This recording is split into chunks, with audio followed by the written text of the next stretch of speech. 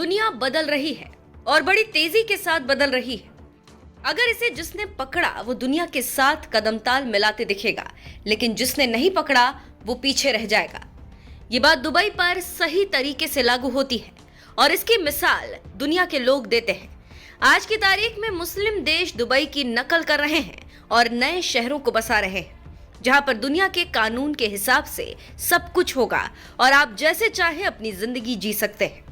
Dubai की चकाचौंध को देखकर ही सऊदी प्रिंस सलमान लाल सागर के नजदीक एक ऐसा शहर बसा रहे हैं जिसकी खासियत जानकर आप हैरान हो जाएंगे। और ये सब हुआ है दुबई की वजह से। ऐसे अब संयुक्त अरब अमीरात के राष्ट्रपति ने एक ऐसा ऐलान कर दिया जिससे दुनिया हैरान है। जी हाँ, यूएई के राष्ट्रपति शेख मोहम्मद बिन जायद ने अबू धाबी में बन रहे हिंदू मंदिर के लिए एक नहीं 2 योजनाएं बनाई हैं। जायद की दिली तमन्ना है कि ये मंदिर साधारण नहीं बल्कि एक विशाल हिंदू मंदिर हो। वो चाहते हैं कि जो भी श्रद्धालु यहाँ पर पूजा के लिए आए वो मंदिर को दिल में बसा कर जाए। मंदिर को BAPS स्वामी नारायण संस्था की तरफ से बनवाया जा रहा है और इसकी जानकारी संस्था के पूज्य ब्रह्म विहारी दास स्वामी ने दी।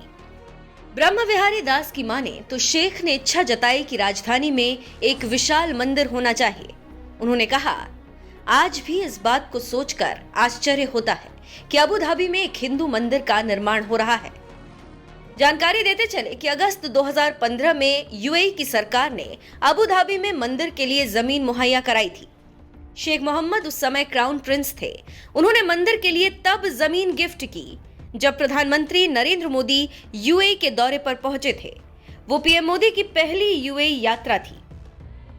साल 2018 में BAPS के प्रतिनिधियों ने शेख मोहम्मद और मोदी से राष्ट्रपति महल में मुलाकात की। पीएम मोदी तब दूसरी यूएई यात्रा पर अबू धाबी पहुंचे थे। ब्रह्म विहारी दास स्वामी की माने तो ये वो दिन था जब उन्होंने जाना कि शेख मोहम्मद का दिल कितना बड़ा है।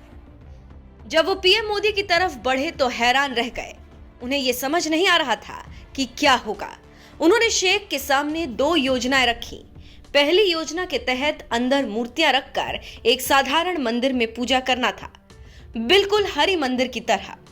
दूसरी योजना एक विशाल स्टोन मंदिर तैयार करना था जो 10,000 साल पुरानी भारतीय कला और संस्कृति को समेटे हो।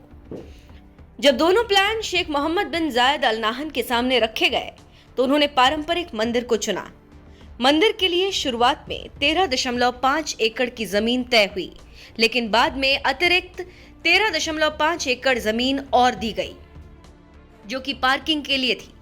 ब्रह्म विहारी दास के मुताबिक मंदिर प्यार, सौहार्द और सहिष्णुता का प्रतीक होगा, क्योंकि इस मंदिर की नींव इन तीनों बातों पर ही आधारित है। अबू धाबी में मंदिर का निर्माण कार्य 27 एकड़ की जमीन पर जारी है। मंदिर में जिस गुलाबी पत्थर को लगाया जा रहा है वो करीब 1000 साल पुराना है। इससे आप समझ सकते हैं कि कैसे नई सोच के साथ संयुक्त अरब अमीरात आगे बढ़ रहा है और इसका कारण क्या है। दुनिया के शासक सोच सकते हैं कि आज की तारीख में शेख की सोच का ही नतीजा है कि दुबई दुनिया भर के अमीरों के लिए ऐशगाह बना है और दुनिया भर के पैसे वाले दुबई में अपना घर बना रहे हैं और रह रहे हैं। ये सोच ही है कि आज की तारीख में दुबई मिलान, पेरिस, न्यूयॉर्क, इस्तांबुल जैसे शहरों को टक्कर दे रहा है और यही सोच दुबई के शेख को अलग करती है।